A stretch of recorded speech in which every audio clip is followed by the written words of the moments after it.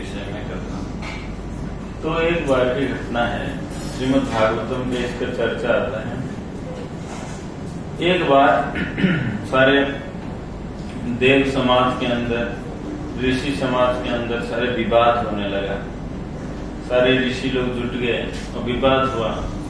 क्या विवाद हुआ कि भगवान कौन है, भगवान कौन है। तो कुछ लोग शिव जी का पूजा करते हैं, कुछ दुर्गा का, कुछ काली का, ऐसे सब लोग पूजा करते हैं। मगर उनमें से भी हम लोग जानते हैं कि ब्रह्मा विष्णु महेश्वर को हम लोग सोचते हैं कि शायद एक ही लेवल का सारे है या नहीं। तो इसी घटना को लेते हुए आज नहीं विवाद, कई पुराने जमाने से विवाद चला आ रहा है। तो विवाद में ये निर्णय हुआ कि कौन भगवान है इसका तय किया जाए। कौन भगवान है, इलेक्शन हो जाए। तो इलेक्शन नहीं, सिलेक्शन हो जाए कि कौन भगवान है। भगवान तो जो है वो है, भगवान तो दूसरा कोई बन नहीं सकता है। मगर उस समय क्या हुआ ना, सारे ऋषि लोग कह के देखो, ये भृगुनंदन जो थे, भृगु जी थे, भृगु ऋषि जो थे, वो सोचे कि इनको तय किया जाए, इनका ज्ञान बुद्धि सभी रूप से श्रेष्ठ है, इनको भेजा जाए कि कौन भगवान है, परीक्षा कर लिया जाए। तो भृगु जी चले परीक्षा करने के लिए भगवान कौन है इस विषय में। तो परीक्षा करते करते भृगु जी पहले चले अपने पिता के पास। कौन, भृगु जी के पिताजी कौन है? भृगु जी के पिताजी कौन है? ब्रह्मा जी।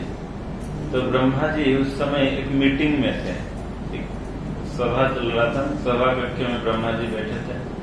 तो ब्रह्मा जी बैठे थे और भृगु जी आए, और भृगु जी आए परीक्षा करने के लिए कि कौन वास्तविक रूप से भगवान है।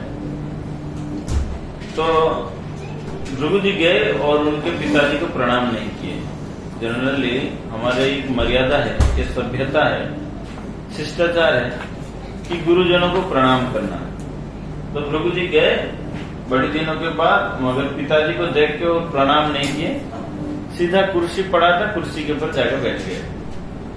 तो ब्रह्मा जी को बहुत उत्पटांग लगा कि अरे भाई, बेटा है मेरा, कोई प्रणाम नहीं किया, किसी रूप से मेरे को आदर सम्मान कुछ नहीं किया और आके कुर्सी में बैठ गया।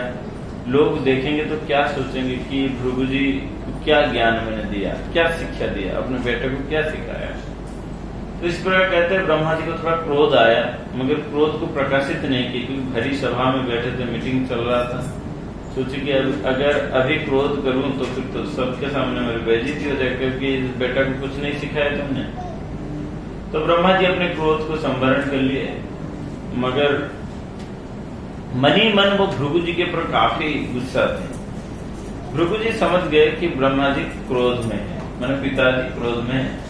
भृगु जी के जो क्रोध, जब अपने क्रोध को खुद ही शांत नहीं कर पा रहे, एक सम्मान के लालसा में है, उससे क्रोध उत्पन्न हो रहा है, तो फिर ये भगवान कभी नहीं हो सकते। पिताजी से चले गए और पिताजी से चलते हुए भृगु जी कहाँ चले, हिमालय के ऊपर। हिमालय में शिव जी रहते हैं। तो ब्रह्मा जी का परीक्षा हो गया, अब शिव जी के पास गए और शिव जी एकदम बर्फ में बैठे हुए थे, पार्वती जी के साथ बड़े ध्यान मुद्रा में थे। और भृगु जी गए और शिव जी को देखते हुए, शिव जी भृगु जी को देखते हुए एकदम से अपने बाघ छाल से ऊपर से कूदते हुए आए कि आइए आइए भैया आइए, बहुत दिन के बाद आप आए, बहुत सुंदर है, आपको देख के मिल के बहुत आनंद लगा। कि शिव जी भी ब्रह्मा जी से उत्पन्न हुए। तो इसलिए उन्होंने सोचे कि भाई कई दिनों के बाद आए हैं, तो अगवानी करने के लिए, उनको स्वागत करने के लिए वो थोड़ा आगे चल पड़े। जाके गले लग रहे थे भैया को, भृगु जी को। तो भृगु जी ने कहा, चल हट, मैं कितने शुद्ध ब्राह्मण हूँ, मैं 3 बार नहाता हूँ, 3 बार गायत्री करता हूँ, और तुम पिशाच कहीं के अपने शरीर में भस्म लगाते हो और मरमुंड का माला पहनते हो, मतलब मरे हुए व्यक्ति का गर्दन को काट के गले में लटकाते हो, सर को बिच्छू सब लगा लिया, भस्म लगाते हो, तुमको मैं गले लगाऊंगा, यहाँ से हट जाओ मेरे सामने से।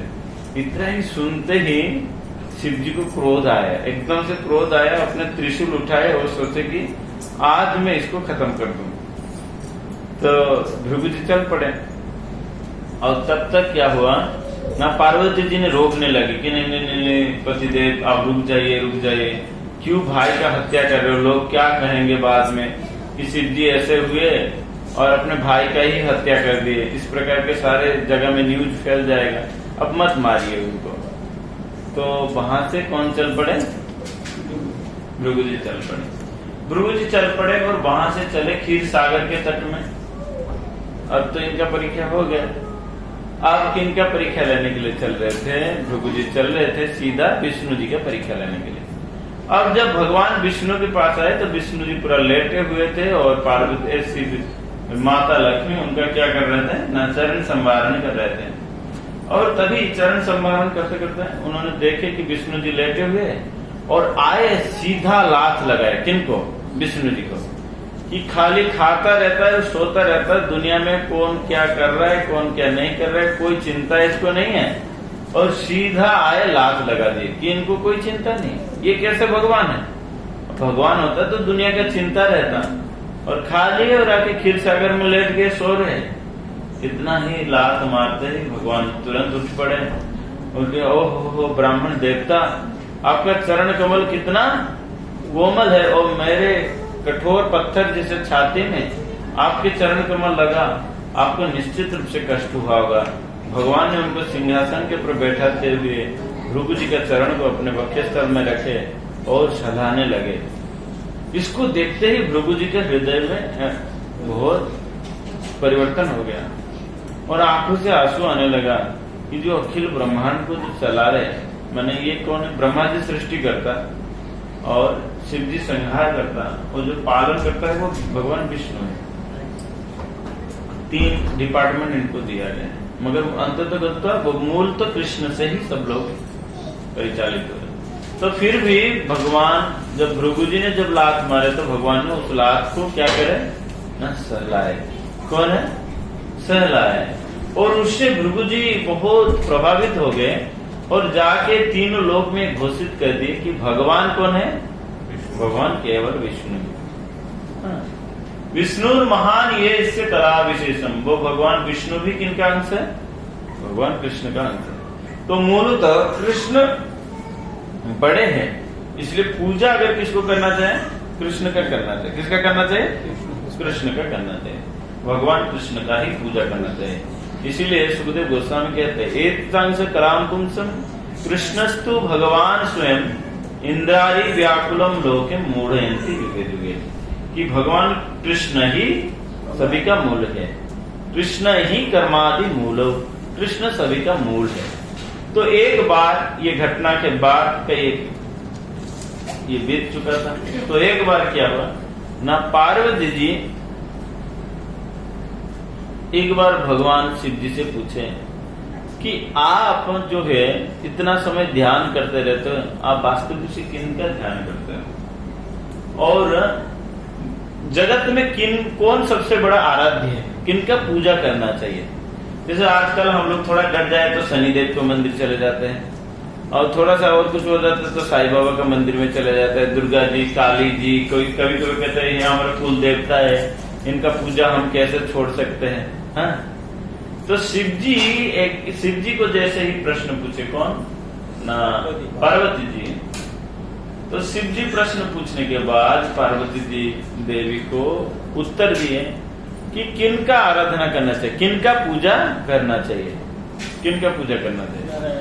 शिव जी ने प्रश्न पूछे तो पार्वती जी, शिव जी को पूछे प्रश्न कौन, पार्वती जी। तो शिव जी उत्तर देते हैं आराधनारं सर्वेशं विष्णुराराधना परं तस्मात् परतरो देवीं तदीय न समार्जन। पूछते कि आराधनानां सर्वेशं विष्णुराराधना परम, जितने सारे लोगों को पूजा करना चाहिए उनमें से सर्वश्रेष्ठ पूजा किनका होता है, आराधनानां सर्वेशं विष्णुराराधना परम, किसका ना, भगवान विष्णु का आराधना है श्रेष्ठ। तो पार्वती जी पूछते कि उनसे भी बढ़कर कुछ है क्या। तो बोलते थे हाँ उनसे भी बढ़कर क्या है, तस्मात परतर देवी, हे देवी तस्मात उसके बाद, परतरो इससे भी बढ़कर कौन है, तदीय न समार्चनम, उनका जो भक्त है उनका पूजा करना सर्वश्रेष्ठ है। समझे? तो सर्वश्रेष्ठ पूजा कौन है, भगवान विष्णु है। उनसे भी सर्वश्रेष्ठ पूजा किनका है, भक्तों का। समझ रहे हैं? तो इसी प्रकार हम देखते हैं कि भगवान के जितने सारे लीला होता है भक्तों के साथ ही होता है। भगवान भक्तों के बिना अधूरा है। भले ही भगवान के पास 1000 प्रकार के ऐश्वर्य है, मगर किसके लिए है, केवल भक्त के लिए है ना। तो इसमें एक ओडिया में एक पद है, हम उसको गाएंगे, फिर उसके बाद जगन्नाथ जी के भक्तों के विषय में कथा सुने। ठीक है? एकात भक्त जीवरा, एकात भक्त जीवरा,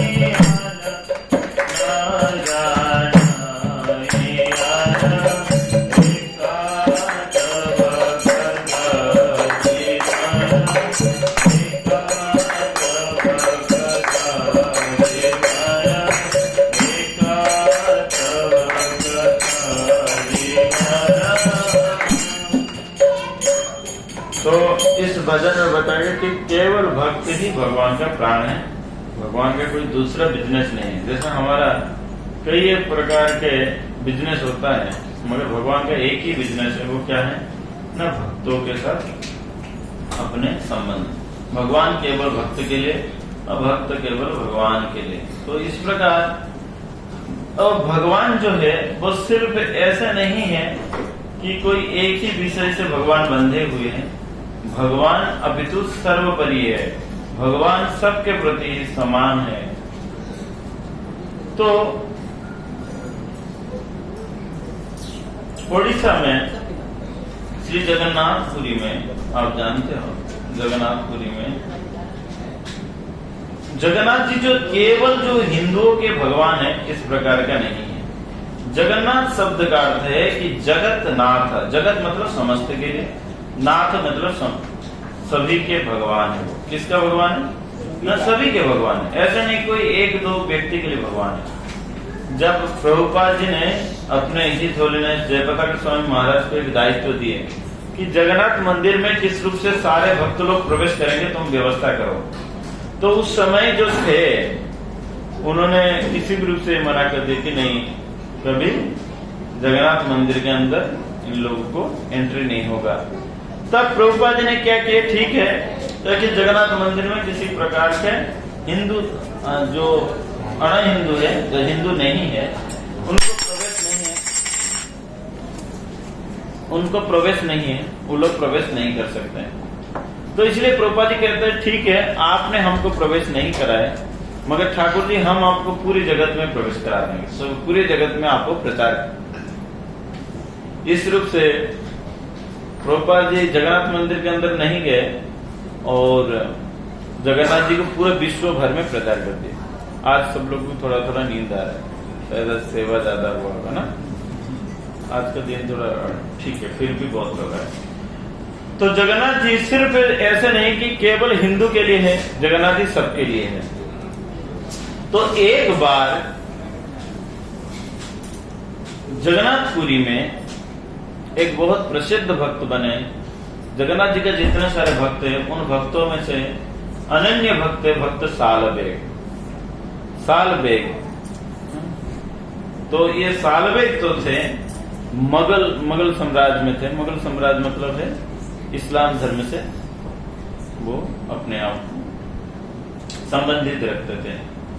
तो सालबेग ये जगन्नाथ जी के प्रसिद्ध भक्त बने। एक बार की घटना है, ये जो घटना है लगभग 1600 शताब्दी से पहले ये घटना है, 1600 शताब्दी से पहले।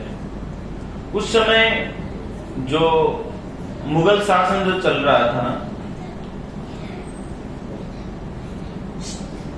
तो मुगल शासन काल में मुगल के जितने सारे जनरल थे, जितने सारे सैन्य सारे थे, जितने सारे जनरल थे, माने एक एक इलाका को जो संभाल रहे थे, तो उस समय उड़ीसा को कौन संभाल रहा था मुगल शासन काल में? लाल बेग आस खान जहांगीर कोयल खान, उसका पूरा इतना बड़ा लंबा नाम था, लाल बेग आस्का जहांगीर वालिद खान। तो उस समय पूरे उड़ीसा में शासन कर रहे थे। उड़ीसा में शासन करते वक्त एक बार वो लाल बेग, मैंने शॉर्ट में उसको लाल बेग बोलते थे, वो लाल बेग उड़ीसा में से भ्रमण कर रहे थे। कई सारे लोग उस जगह में कर आदाय करने के लिए आए थे। तो कर आदाय करते करते करते करते तो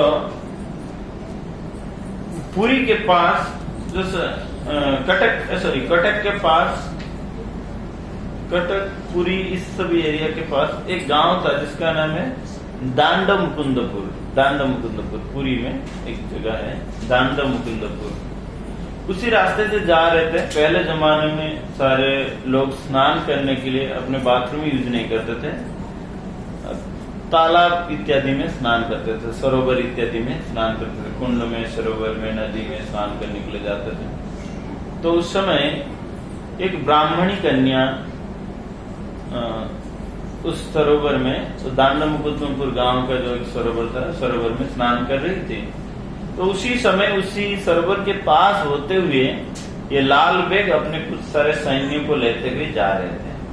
लाल बेग अपने सैन्य को टैक्स लेने के लिए आए थे, कर लेने के लिए आए थे, उसी साइड से जा रहे थे। तो उसी समय इनका दृष्टि पड़ा किसके ऊपर? ना ब्राह्मणी कन्या के ऊपर। तभी जमाने में मुगल लोग इतना मतलब अत्याचार कर रहे थे, अगर किसी मतलब औरत को देखे तो तुरंत उनको उठा के लेके चले जाते थे। तो उसी समय क्या किए ना, वो माता जी जो थी, ब्राह्मणी पुत्री थी, उनको उठा के लेके चले गए और उनको विवाह कर लिए। कौन? लाल बेग विवाह कर लिए। बाद में उनका धर्म परिवर्तन हो गया। तब जमाने में तो अगर किसी मुसलमान ने पानी भी छिड़क दिया तो फिर भी धर्म परिवर्तन हो जाता है। ऐसे कथा भी आता है चैतन्य चरितामृत में। चैतन्य महाप्रभु के समय में एक थे, क्या मैं भूल रहा हूँ उसका नाम, कौन सा खान थे? नहीं, चैतन्य महाप्रभु जो जिन्होंने पिटाई किया था, कोई आप याद है किसी? नहीं, हरिदास ठाकुर को नहीं, और एक थे गुणवंत खान ना, कौन थे? चलो कोई मेरे नाम स्मरण नहीं आया। तो उस समय वो बंगाल में थे और बंगाल के नवाब को पढ़ाते पढ़ाते उन्होंने एक बार पिटाई कर दिए थे। छोटे बच्चे, नवाब तो बच्चे थे और नवाब को पढ़ाते पढ़ाते गुरुजी थे और पीटने के कारण पूरा पीठ फट गया। फटने के बाद वो दाग आ गया। तभी जमाने में बहुत पढ़ाते थे। इवन मैं जब पढ़ाता था स्कूल में ऐसे पीटता था कि तो बच्चे को खून निकल जाता था बहुत। तब जमाने में कोई पेरेंट्स कंप्लेन नहीं करते थे और इसलिए पहले जमाने का लोग अच्छा होते थे, बच्चे पढ़ाई अच्छा करते थे। आजकल कोई पढ़ाई नहीं करता, पूछो तो कुछ नहीं बता पाएंगे। तो ऐसे उनके पीठ में एकदम से पूरा चाबुक बैठ गया, चाबुक का पहाड़ बैठ गया। मैं भूल रहा हूँ उनका, चलो ठीक हो गया। तो उन्होंने जैसे ही देखे कि नवाब को पिटे, तो कहीं बचपन का कहानी कहाँ गए। तो नवाब बड़े हुए, शासन भार संभाले और नवाब विवाह किए। विवाह करने के बाद उनका बेगम आया। तो बेगम मतलब क्या, कोई गम नहीं, जिनको कोई गम नहीं होता है वो है बेगम। खाना भी मिलेगा, कपड़ा भी मिलेगा, घूमने के लिए भी लेके जाएंगे, तो कोई गम नहीं है, बेगम। उनको कोई गम ही नहीं है, उनको कोई दुख नहीं है। तो बेगम साहिबा क्या किए ना, एक दिन तेल मसाज कर रहे थे किनको, नवाब को। वो देख ले पीठ में एक निशाना है। कि आपको पीठ में निशाना है, कभी तो आप बताया नहीं, कैसे हो गया आपका पीठ में इतना निशाना? ना, मैं जब बचपन में पढ़ाई करता था गुरुजी हमारा थोड़ा पीट दिए। कौन है वो गुरुजी? तो गुरुजी उधर तो है, गुरुजी है गाँव में,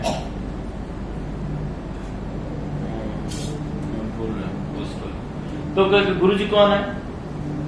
तो उन्होंने बोले गुरुजी, बुलाओ तुम्हारे गुरुजी को। ना छोड़ो बात, दो बचपन में मैं तो गुरुजी कितना पढ़ाए तभी तो मैं इतना बन पाया, नवाब बन पाया, नहीं तो गुरुजी जितना शिक्षा दिए ऐसे कभी हो सकता ना। बुलाओ गुरुजी, गुरुजी को बुलाओ। हमारे साहब को कैसे पिटाई कर दिया बचपन में, वो बुलाए गुरुजी को। वो औरत के जिद पड़ गए, वो भी समझ रहे हो विधर्मी, माने ये से विधर्मी से। तो उन्होंने इतना जिद पकड़े, फिर बुला लिए गुरुजी को। और गुरुजी को जैसे ही बुलाए तो गुरुजी आए, कहे कि इस गुरुजी को क्या करो ना, इनका जात ले लो। जात ले लो कैसे?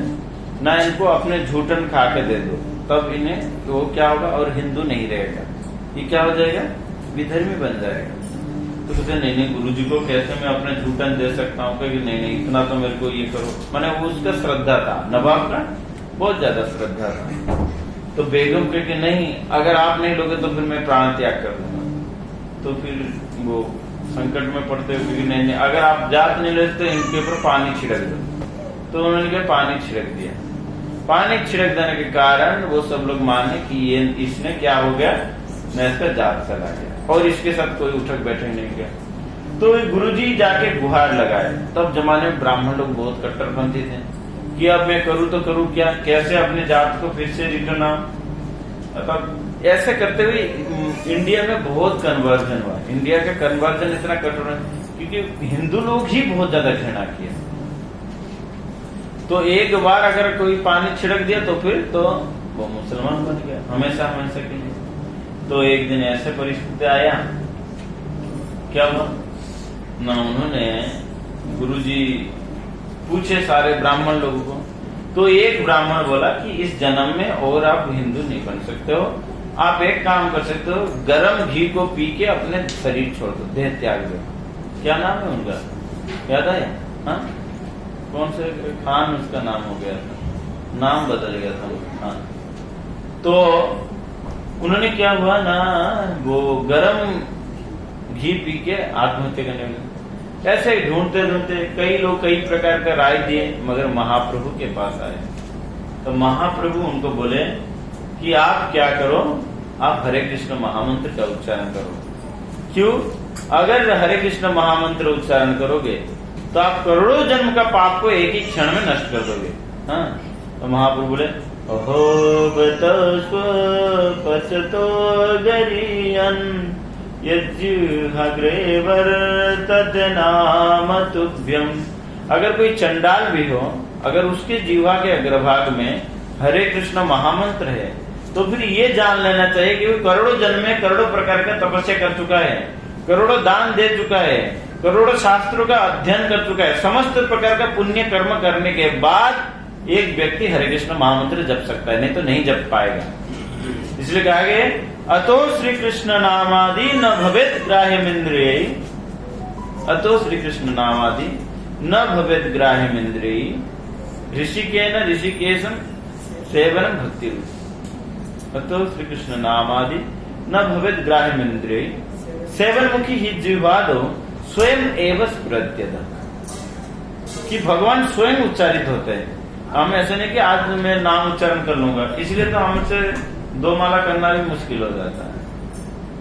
भगवान चाहेंगे तो उच्चारण होता है, इसलिए हम भगवान को प्रार्थना करते हैं ना।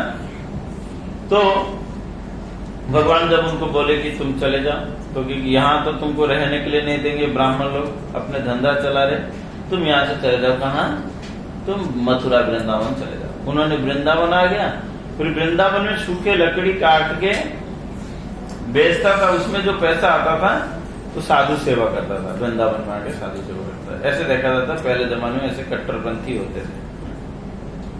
तो इन्होंने जैसे ही इनको छू लिया और इनको अपने ये बना लिया, तो विधर्म बन गया। कौन? सालबेग का माता ब्राह्मणी, जात में तो वो ब्राह्मणी थे, मगर प्रिया इत्यादि सारे कौन भूल सकता है अपने ठाकुर जी को? वो भी जगन्नाथ में जगन्नाथ जी को कोई भूल सकता है? कोई नहीं भूल पाएगा। ये तो जगन्नाथ जी इतना छोटे नहीं, बड़े बड़े आंख, बड़े बड़े ठाकुर जी, बड़े बड़े विशाल विशाल नेत्र इत्यादि सारे जगन्नाथ जी के।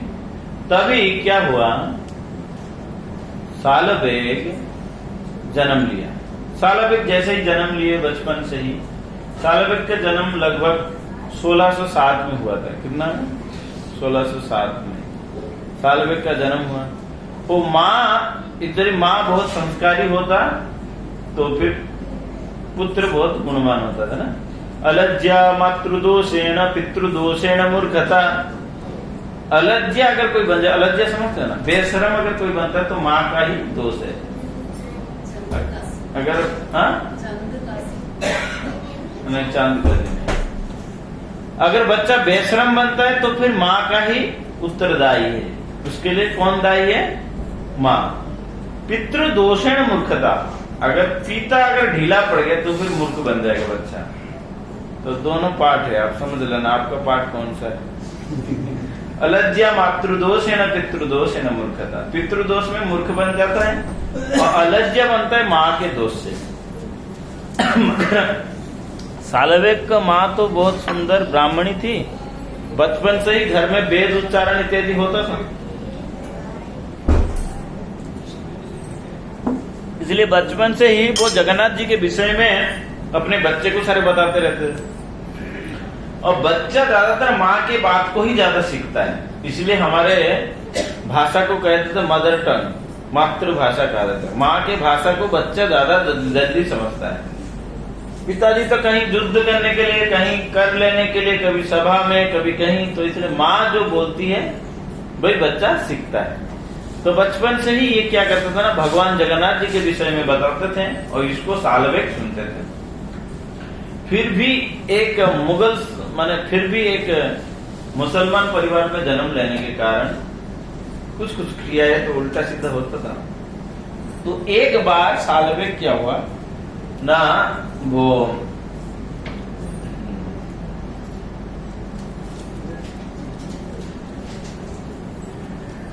एक बार सालबेग क्या हुआ ना, एक युद्ध में बहुत घोर तरीके से पराजित हो गया। पराजित होने के बाद बहुत क्षत विक्षत हो गया और शरीर एकदम से अकाम हो गया। तब उसको थोड़ा सा शरीर जब काम नहीं किया, तब उसको लगा कि जीवन का मतलब नहीं है कि कोई राज्य जय करना, जीवन का मतलब ये नहीं, क्योंकि पहले से उसका माँ तो कुछ ना कुछ दे दिए थे और समय के प्रभाव से वो भक्ति का फल पका है। इसलिए हम देखते हैं, हम लोग भक्ति में तुरंत नहीं आते हैं। जैसे हमको सीधा सीधा बता जाए कि भाई जप करो, तो कोई जप नहीं करेगा। जब जीवन में कोई संघर्ष आ जाए, कोई धोखा खाते हैं, कहीं से ठोकर खाते हैं, तब साधु के बात समझ में आता है। तब कहते गुरुजी हमारा थोड़ा हाथ देखो, गुरुजी थोड़ा हमारा समस्या समाधान कर दो, गुरुजी अभी हमारे परिवार में बहुत ज्यादा अशांति चल रहा है, हमको थोड़ा संभालो, गुरुजी हमारा कुंडली थोड़ा देख लो, किसी भी रूप से। जब जीवन में कष्ट परिस्थिति में रहते तब भगवान के पास जरूर आते। तो उसी प्रकार सालवेग को जब एक बार युद्ध में जब घोर तरीके से पराजित हुआ और पूरा शरीर क्षत विक्षत हो गया, तभी जमाने में ऐसे बहुत बड़े बड़े हॉस्पिटल नहीं था, तब सालवेग ने क्या किया ना, उसके माँ के जो बात था वो याद आया। तो उसका माँ ने बोला कि तुम्हारा जो कष्ट है ना, इसको जगन्नाथ जी एक क्षण में नष्ट कर सकते हैं, तुम जगन्नाथ जी को बुलाओ। तुम किसको बुलाओ? जगन्नाथ जी को। तो सालवेग ने बहुत सुंदर भक्ति किया, मगर तभी जमाने में उन्होंने कहा कि अभी यहाँ मत रहो, अभी आप कहाँ चले जाओ, वृंदावन चले जाओ। तो वृंदावन आए, सालवेग ने वृंदावन आए और वृंदावन में भक्त संघ में बहुत सुंदर भक्ति किया। मगर जीवन में जिस जगन्नाथ जी का ये सुना है, कौन जिस जगन्नाथ जी के विषय में जो सुना है सालवेग, उन्होंने पूरा कि सोचा कि अभी रथ यात्रा का समय है, क्यों ना मैं जगन्नाथपुरी में जाके जगन्नाथ जी को दर्शन कर लाऊं। तब सालवेग किसके अभिमुख में आए ना, जगन्नाथ जी के अभिमुख में आए। और जगन्नाथ जी के अभिमुख में आए, चलते चलते, तभी जमाने में रास्ता इतना सुलभ नहीं था कि एकदम से नेशनल हाईवे में उठे, जैसे नितिन गडकरी ने अभी 6 वे हाईवे सारे बना दिया, एकदम आंख बंद करके ड्राइविंग करो, ऐसे नहीं था। कांटा और कई सारे दस्यु, मतलब चोर डाकू के द्वारा भरा हुआ था ऐसे, और जंगल का रास्ता, कभी हाथी, कभी सांप, कभी बाघ, कभी चीता, इस प्रकार के सारे रास्ता था। तो सोचो कितना जघन्य रास्ता था। और उस समय में जगन्नाथपुरी से ओडिशा आने के लिए लगभग 1700 किलोमीटर होता था, लगभग 1700 से ज्यादा, ऐसे 2000 किलोमीटर होता था। तो ऐसे जगन्नाथपुरी में सालवेग आने के लिए चला। ऐसे कोई जाएगा भगवान को दर्शन करने के लिए? हाँ, अगर आपको कोई कहा जाए कि चलो जगन्नाथपुरी, और पैदल जाना पड़ेगा और 1700 किलोमीटर जाना पड़ेगा, कोई रास्ता में कोई सुविधा नहीं, कोई होटल नहीं, कोई ये नहीं, इस प्रकार कोई जाएगा? कोई एक भी नहीं जाएगा। एक भी अगर हाथ भी खड़ा कर देगा शर्म के मारे, जब फोन करोगे तो स्विच ऑफ हो जाएगा फोन। कोई भी नहीं जाएगा कोई। फिर भी भगवान कितना कृपा करे, कितना सारा सुविधा दिए, मगर फिर भी कोई जाए नहीं जाए, सालवेग ने निकल पड़े। मगर जैसे तिथि आता है ना, तो तिथि के अनुसार जगन्नाथ जी का जो रथ यात्रा है, ये आषाढ़ शुक्ला द्वादशी में जगन्नाथ जी का रथ यात्रा होता है। तो तिथि आ गया। तिथि आते समय सालवेग का क्या है ना, और जगन्नाथपुरी में पहुंच नहीं पाया। उस तिथि में जगन्नाथपुरी में पहुंच नहीं पाया। जगन्नाथपुरी में जगन्नाथ जी का खूब सुंदर एकदम से रथ यात्रा का महामहोत्सव चल रहा था, पौंडी विजय हो गया, भगवान आ गए रथ में, रथ को कितना सुंदर से परिचालन किए, मगर सालवेग कहाँ रह गए? दूरी पे रह गए। तो अभी मन में व्याकुलता बढ़ गया कि भगवान को कैसे दर्शन, ऐसा नहीं कि यूट्यूब में देखो अभी पौंडी विजय हो गया या नहीं, इस प्रकार का इंटरनेट सिस्टम उस समय नहीं था। वो सिर्फ मानसिक चेतना करते थे, मानसिक रूप से सोचते थे अभी भगवान तो, अभी दोपहर के टाइम हो गया, भगवान तो रथ के पूरा आगे होंगे, सब लोग पहुंच गए होंगे, अभी तो भगवान को खींचा जाता होगा। इस प्रकार वो मानस पटल में पूरा विजुअल को देखते थे। किसको देख रहे थे? पूरे विजुअल को देखते थे। इस प्रकार सालवेग, मगर भगवान के पास पहुंच नहीं पाए। कई यजन सालवेग दूरी रह गए। उस समय उन्होंने भजन लिखे थे, हाँ, जगबंधु है गोसाई, जगबंधु है गोसाई, तुम्भ श्री चरण बिनु, तुम्भ श्री चरण बिनु अन्य गति नाहि, जगबंधु है गोसाई। 7 50 पस बाट दिसुराही, मोजी बजाए नंदी घास थी बराही, जगबंधु है कहते हैं जगत का बंधु जो सभी के दुखों को समझते हो, मैं अभी बुढ़ापा में अभी 750 कोस रास्ता रह गया है और इसको मैं चल नहीं पा रहा हूं, और आपके श्री चरणों के अलावा मेरे को जगत में और कुछ कोई नहीं दिख रहा, इसलिए आप ही एकमात्र बंधु हो। इस जगत का जो बंधु होते हैं वो किस समय बंधु बनते हैं? जब अपने संपत्ति के समय वो बंधु होते हैं, जब विपत्ति पड़ेगा तो भाग जाएंगे, फोन भी नहीं उठाएंगे, समझे ना? तो इस जगत का ये बंधु है। मगर 750 को बाट दिशु नहीं मोह जीवा पाई नंदी घोषे थी बरही। मैं जब तक नहीं जाता हूं तब तक आप क्या करो, मेरे लिए प्रतीक्षा करते रहो। अगर आप चले जाओगे एक बार तो मेरे को दर्शन नहीं मिला। क्यों? क्योंकि सालबेग जो थे वो यवनकुल में जन्म लिए थे, इसलिए मंदिर में उनको प्रवेश वर्जित था, मंदिर के अंदर वो नहीं जा सकते थे। भगवान श्री जगन्नाथ जी को केवल एक दिन के लिए समस्त धर्म का लोग दर्शन कर सकते हैं, वो है नंदी घोष यात्रा, या जिसको घोष यात्रा कहते हैं।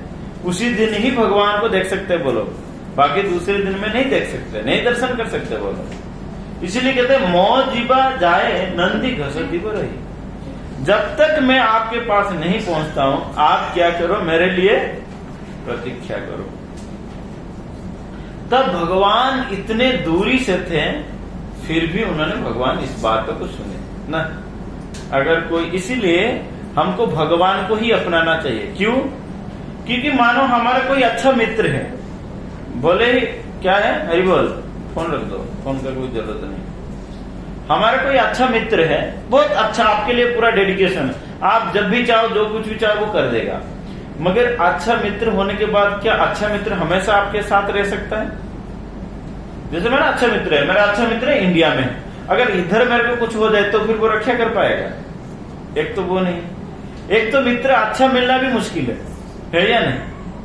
सुन रहे कुछ ना, मोबाइल में माने क्या बोला, बोलो ना। एक तो इस जगत में जो हमारा मित्र बनते हैं वो हमारे साथ हमेशा नहीं रहते हैं। दूसरा बात है कि मानो आपके साथ है भी, मानो आपको जो वस्तु का जरूरी है, मानो आपको अभी कुछ एक इमरजेंसी में आपको कोई एक्सीडेंट हो गया जिसमें आपको 7 लाख रुपए थे, आपका मित्र के पास मानो इतना पैसा ना भी हो, है या नहीं? तो एक तो मित्र साथ होना चाहिए, एक तो मित्र के अंदर सामर्थ्य होना चाहिए, ये भी होना चाहिए। तो ये सारे देखा जाता है भौतिक जगत में। सो जाओ मत, कोई सो मत, चिंतन नहीं करना, अभी सुनो, बाद में सुनो। तो भौतिक जगत में देखा जाता है कि कोई मित्र अपना होते हैं, मगर हो सकता है उसके पूर्ण सामर्थ्य ना हो सकता है सामर्थ्य हो मगर पास में नहीं हो। इस प्रकार के कई एक नियमों के द्वारा भौतिक जगत का बंधु बांधव बंधित रहते हैं, समझे ना? इसलिए भौतिक जगत में इसको कहते हैं संबंध, जो सम्यक रूपे ने जो हमको बांध देता है, बढ़िया से जो हमको बांध देता है। जो व्यक्ति बंधन में रहता है उसको कहते हैं बंध, बांध जाता है, जिसमें बंध जाता है। मारधर करके तो नहीं सुन रहे हो, जो जबरदस्ती सुन रहे हो। तो उसी प्रकार हम देखते हैं इस जगत में कोई मित्र बनाता है मगर मित्र साथ नहीं दे सकता है। मगर भगवान ऐसे एक मित्र है जो इस जगत में हर परिस्थिति में आपका साथ दे सकते हैं। इवन एक मनुष्य के मृत्यु के बाद भी भगवान परमात्मा के रूप से उसके साथ हमेशा रहते हैं, समझ रहे ना? भगवान परमात्मा के रूप से उस भक्त के साथ हमेशा रहते हैं, और भगवान सर्व सामर्थ्य है, भगवान हर एक परिस्थिति से बचा सकता है। इस भावना को लेते हुए सालबेग ने भगवान को पुकारे, और सालबेग एक प्रसिद्ध भजन है, हमने कई एक दिन भी गाया। आहे नील शैल प्रबल माता वारा, प्रबल माता वारा, माता रे देव नंतु कर करेना। आहे नील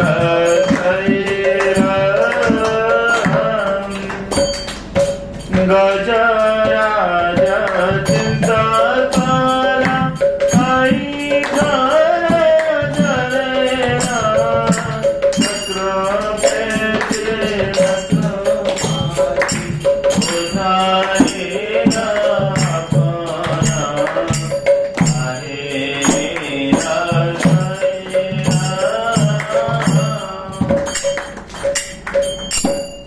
कहते जब गजराज को जब विपत्ति पड़ा था तो आप कहाँ थे और गजराज कहाँ था, फिर भी आपने आके गजराज को उद्धार किया। उसी प्रकार जब तक मैं नहीं जाता हूं आप मेरे लिए थोड़ा सा प्रतीक्षा करना।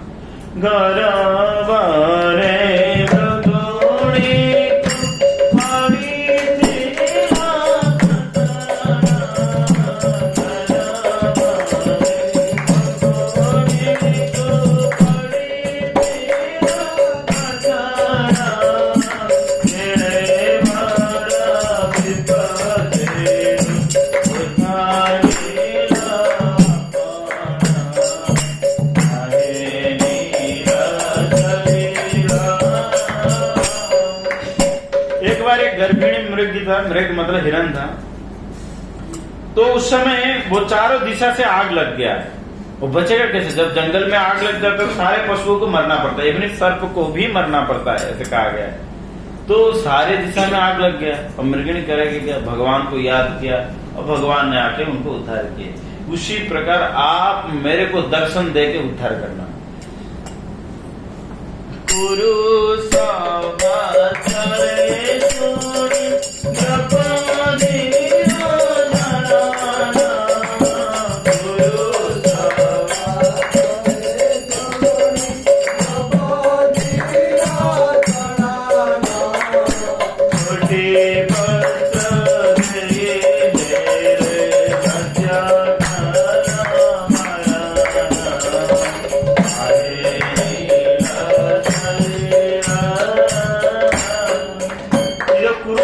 में जब द्रौपदी को विपत्ति पड़ा था, हे भगवान आप उधर नहीं होते हुए भी उनका पुकार को आपने सुने थे और कोटि वस्त्र देते हुए कि द्रौपदी का वस्त्र को लज्जा को निवारण किए थे।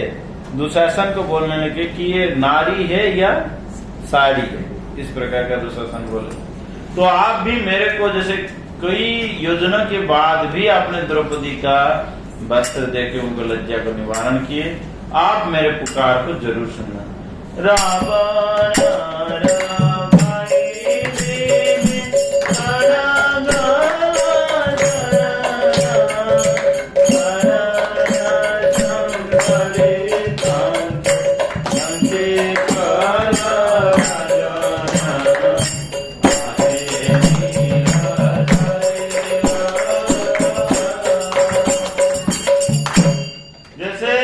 रावण के भाई विभीषण आपके शरण में आते ही उनको आपने लंका का राजा बना दिया। मेरे को राजा तो बनना नहीं है, मैं कम से कम मैं भी आपके शरण में जाता हूँ, आप मेरे को दर्शन देना।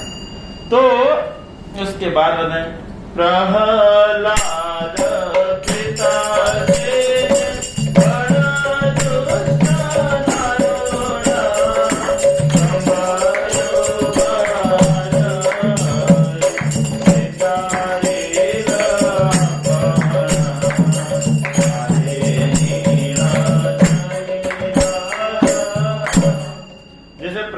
के पिताजी बहुत दुष्ट थे, फिर भी अपने स्तंभ से प्रकट होते हुए उनको विदारण कर दिए। उसी प्रकार मेरे जो हृदय का जो ज्वाला है कि आपको दर्शन करूं, आप दर्शन देकर मेरे हृदय का ज्वाला को शांत कर देना। कहे सारा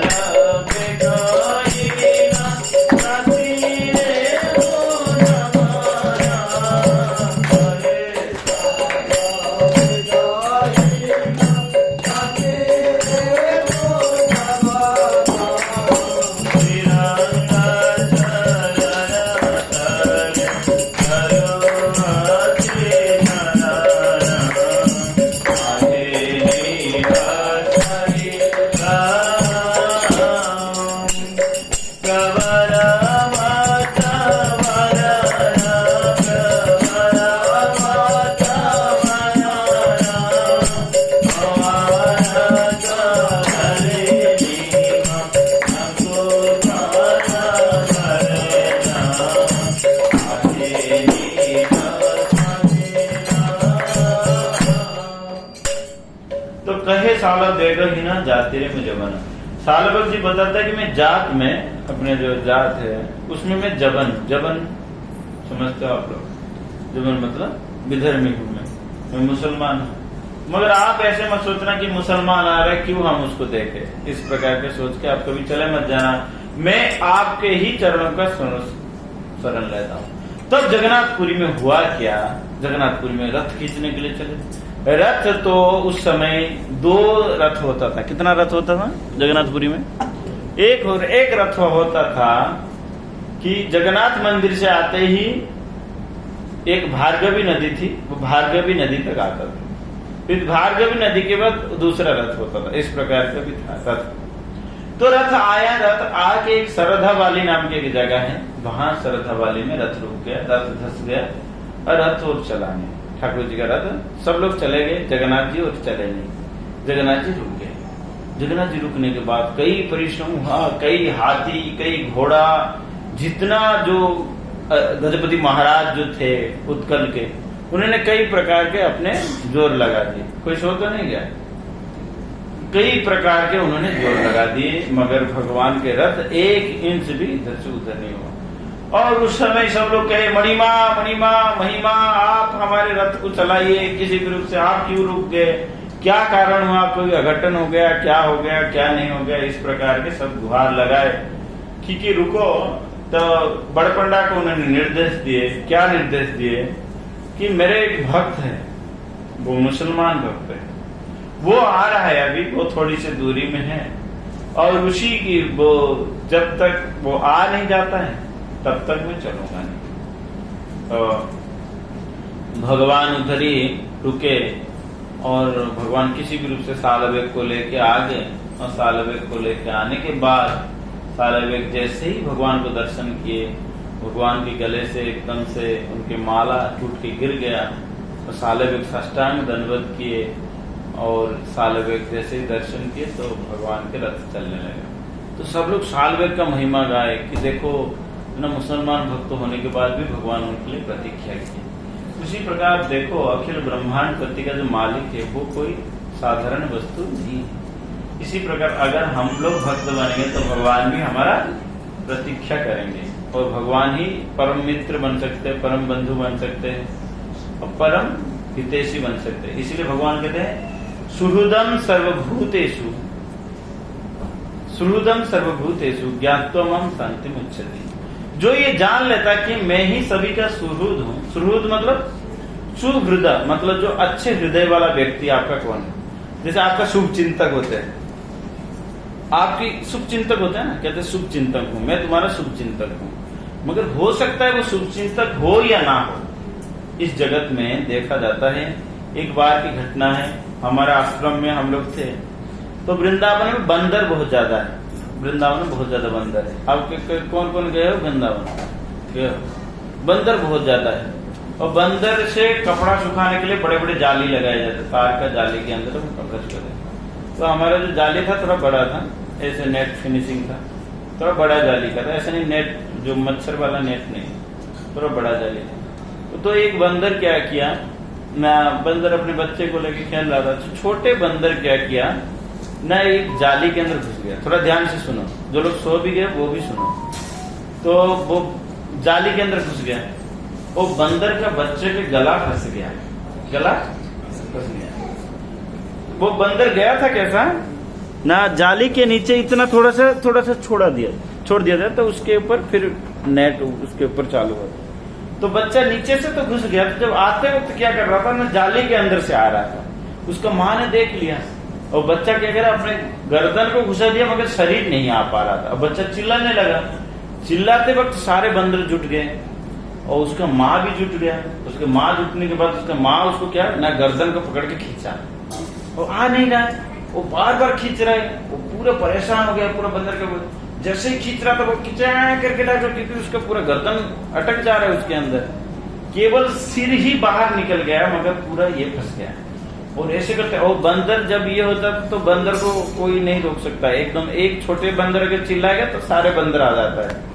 तो उधर और कोई नहीं जा पाए, कोई इंसान जा नहीं पाए। उसका माँ उसके गर्दन खींचते खींचते उसको मार दिया, मर गया वो बच्चा, उधर ही मर गया।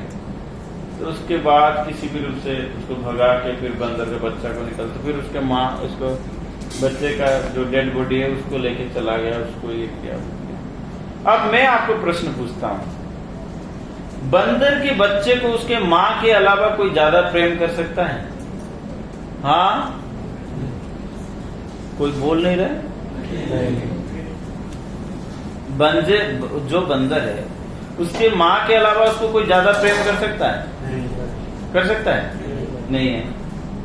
मगर उसका माँ जो जिस रूप से उस बंदर को बचाने के लिए प्रयास कर रहा था, क्या उपाय वो सही था? हाँ, उपाय सही था। अरे बोल क्यों नहीं रहे? उपाय सही नहीं था। इसी प्रकार इस जगत में हमको प्रेम करने वाले तो बहुत होते हैं, बहुत होते हैं, हमारे लिए जान भी दे सकते हैं, मगर बचाने का तरीका नहीं जानते। समझे ना?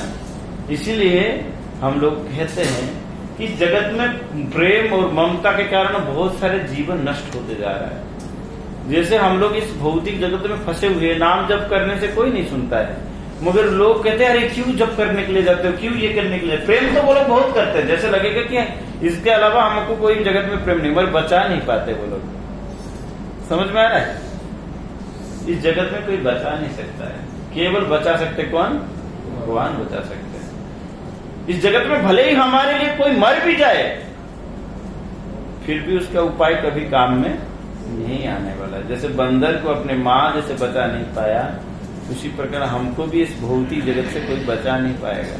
मेरे को अच्छा लगा ये घटना देख के, मेरे को एक शिक्षा लगा कि हाँ, इस जगत में प्रेम करने वाला हमारे लिए कोई तड़प तड़प के मर भी जाता है, मगर हो सकता है उसको उपाय पता ना। समझे ना? इसलिए हमको भगवान और भक्तों के ऊपर ही केवल विश्वास करना चाहिए, ना कि बराबर संसार से विश्वास करना चाहिए। समझे ना? अगर आप नहीं करोगे, जैसे बंदर को अपनी मृत्यु को देखना पड़ा, वैसे भी हमको अपनी मृत्यु को देखना पड़ेगा, है ही ना? पदम पदम यद विपदम, पद पद में विपत्ति होता है ना। जैसे भगवान करोड़ों विपत्ति से सारे पांडव को बचा लिए, हाँ, 500 पांडव को नॉट आउट, बाकी पूरी कौरव सेना पूरा आउट, भगवान ने बचा लिया। अगर भगवान के ऊपर विश्वास है, भगवान के ऊपर भरोसा है, तो फिर जरूर हमारे संसार पार हो जाएगा। भगवान के ऊपर विश्वास भरोसा नहीं है ना, तुम करोड़ों योजना बना लो, करोड़ों प्रकार के उपाय रच लो, फिर भी बच नहीं सकते हो। समझ में आ रहा है?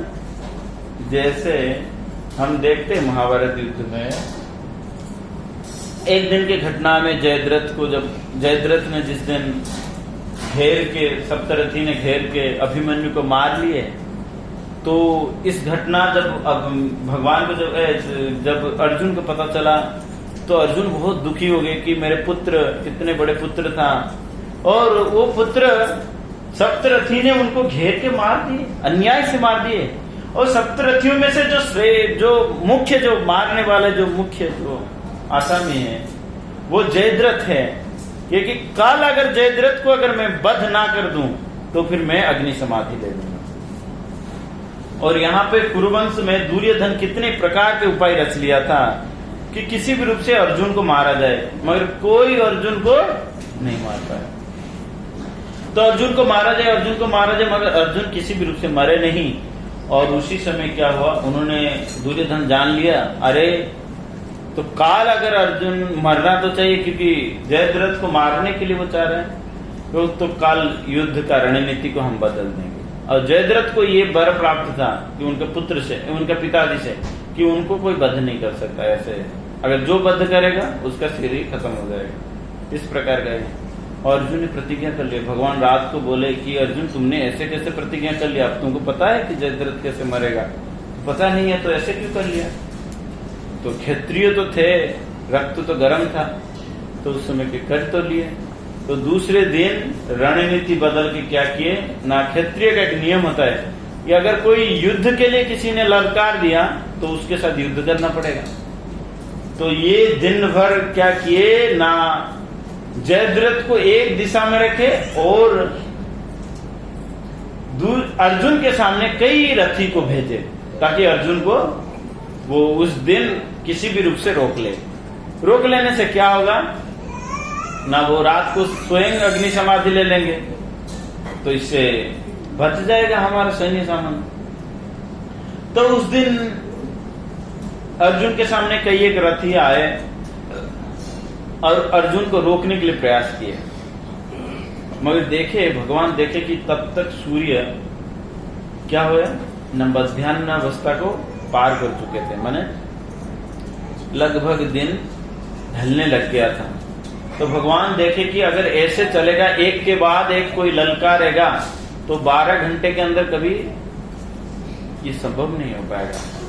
भगवान ने देखे कि मेरे मित्र को कैसे कौन मार सकता है। भगवान ने सूर्यदेव को इशारा किया और सूर्यदेव क्या किए, बादल के आहट में छिप गए, अपने रोशनी को अपने अंदर समा लिए। ओ दिन तो था मगर सूर्यदेव को दर्शन नहीं दिए। तब सब लोग देखे कि अरे सूर्यदेव को दर्शन नहीं दिए, तो सब शंख बजा दिए कि भाई तभी तो घड़ी नहीं था, तभी जमाने में तो घड़ी लेकर तो कोई युद्ध नहीं कर रहा था। सूर्य को देखते ही अपने ये निर्देश कर रहे थे, मैंने समय निर्धारित कर रहे थे। उस तरफ क्यों देखो, मैं तो इधर बैठा हूँ, उस तरफ कौन है? ना भगवान प्रकट हो गए क्या? तो देखे कि सूर्यदेव नहीं है, तब तभी सब लोग हंसे कि आज दुर्योधन मरेगा, आज कौन मरेगा, आज अर्जुन मरेगा, आज अर्जुन मरेगा, आज अर्जुन मरेगा, आज अर्जुन मरेगा। इस प्रकार बहुत चिल्लाने लगे। और तो अर्जुन भी सोचा कि हाँ आज तो मृत्यु है। तो भगवान कहे आज तो सूर्य ढल गया है तो क्या करोगे, अब तो मरो, जाओ अभी मरने के लिए। तो अर्जुन के अग्नि समाधि के लिए सारे सिस्टम बन गया।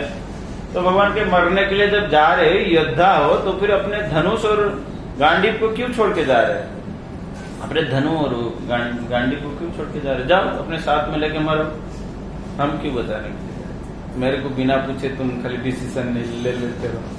तो इस प्रकार भगवान अर्जुन को बोले, अर्जुन उसी समय अपने गांडीव। तो उस समय जो जयद्रथ था, जो दूसरे प्रांत में था, उसने सोचा सूर्य ढल गया, अब अर्जुन मरेगा तो मैं थोड़ा सा जाके एकदम लाइव टेलीकास्ट देखता हूँ, एकदम लाइव देखूंगा समस्या को। और उसने खूब आनंदित होते हुए आके अर्जुन जब अग्नि समाधि लगा, अग्नि का जब परिक्रमा करते थे, जयद्रथ आके खड़ा रहा और जयद्रथ बहुत हंसा, बहुत अट्टहास्य कर रहा था। और अर्जुन के हाथ में क्या था? धनुष था और बाण था, उसके हाथ में भी था। वो देखने के लिए आया था। तो उसी समय अग्नि में प्रवेश करेंगे, भगवान सूर्यदेव को इशारा किए, भाई अब जग जा, अब उठो। मध्वयाद बाति बातयन सूर्यस्तपति मध्वयाद, मध्वयाद हंति अग्नि मृत्युश्चरति मध्वयाद। भगवान के आज्ञा से ही वायु, हवा, सूर्य, चंद्र, ग्रह, नक्षत्र सब लोग चलते हैं। और भगवान ही आज्ञा दे दी कि भाई ऊपर उठ जा। तो भगवान कहे अरे अर्जुन, अरे सारी योद्धा लोग, अभी तो सूर्यास्त नहीं हुआ, ये तो सूर्य बादल में ढक गया था, अभी तो युद्ध हो सकता है। और अर्जुन ये तुम्हारा बाण, ये तुम्हारा ये, इनका सिर को ऐसे काटो कि इनके पिताजी की गोद में जाके इनका सिर पड़े। और पिताजी कहाँ तपस्या कर रहे थे?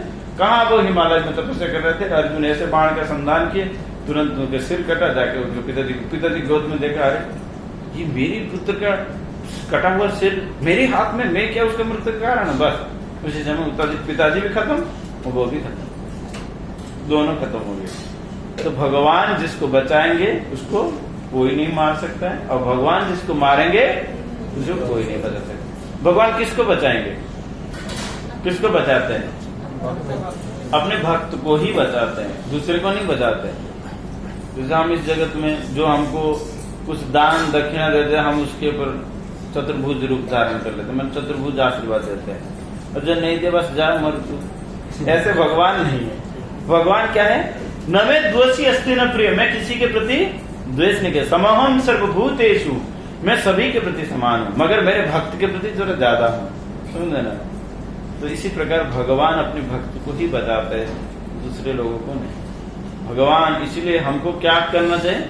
जीवन भर में सीखना चाहिए। क्या सीखना चाहिए? कैसे हम भक्त बने। कैसे? जैसे भक्त सालविक के लिए भगवान ने अपने रथ यात्रा को रोक लिए, इतने बड़े घोष यात्रा, करोड़ों करोड़ों लाखों लाखों लोग भगवान को खींच रहे, फिर भगवान किसी के बस में नहीं है कि उन्होंने मेरे को पुकारा है, भले ही 750 कुछ रह गए, फिर भी मैं उसके लिए प्रतीक्षा करूंगा। समझे ना? इसी प्रकार भगवान हमारे लिए भी प्रतीक्षा किए। कितने लाख करोड़ों जन्म हम पा चुके हैं कि कब मेरे पास लौट के आएगा, कब मेरे पास लौट के आएगा। और यही मनुष्य जीवन है। भगवान आशा देखे कि इस बार शायद लौट के आ जाएगा, क्योंकि मनुष्य जीवन में पूरा चांसेस रहता है कि लौट के आने का। इसलिए भगवान आपका प्रतीक्षा किया है। मगर हम लोग यहाँ पर क्या कर रहे हैं? हम लोग यहाँ पर क्या है कि दिन चला जाता है, सॉरी मिच्छे निद्दे गेलो गेलो रात्रि दिवस शरीर साजाए। रात्रि तो सोने में चला गया और दिन सिर्फ शरीर को सजाने में चला गया। शरीर को सजाते जानते हो, ये पहनूंगा ना वो पहनूंगा, थोड़ा सा ये के सामने हम लोग देखते हैं अपने आप को मिरर के सामने, ये अच्छा नहीं लगे, दूसरा अच्छा लगे। यही तो शरीर का काम चल रहा है ना। हम जो कमा धमा रहे थे किस लिए? खाने के लिए और कपड़ा पहनने के लिए, बस इसी के लिए तो शरीर की कमाई है ना। कमाई करके क्या करते हैं? कपड़ा खरीदते हैं और खाते हैं, इससे दूसरा चीज तो कुछ है नहीं। और रात्रि को सो जाते हैं। ये बस यही कुछ काम के लिए हमारी जिंदगी बचा है। मगर भगवान हमारा प्रतीक्षा कर रहे हैं। जैसे सालवेग के लिए प्रतीक्षा किए थे, सालवेग तो पुकारे थे तभी प्रतीक्षा करते। भगवान कहते मनुष्य जीवन में ही वो भगवत धाम जा सकता है, इसलिए भगवान हमारा प्रतीक्षा कर रहे हैं। कम से कम सालवेग पुकार नहीं तो हमारे लिए भगवान तो प्रभुपाद जी ने तो पुकारा है। कम से कम प्रभुपाद जी की संस्था में आके हमको इसी जीवन को सार्थक बनाते हुए हमको भगवत धाम लौट के चला जाना चाहिए। भगवान हमारा प्रतीक्षा किए। अब किसी को कोई प्रश्न है? भगवत धाम जाने में कोई प्रश्न है, कोई अड़चन है, कोई दिक्कत है तो आप मेरे साथ डिस्कस कर सकते हो। जब तक भोग नहीं लगता तब तक हम प्रश्न कर डिस्कशन करें, फिर थोड़ा सा कीर्तन करेंगे, फिर आज के लिए प्रश्न। ओके।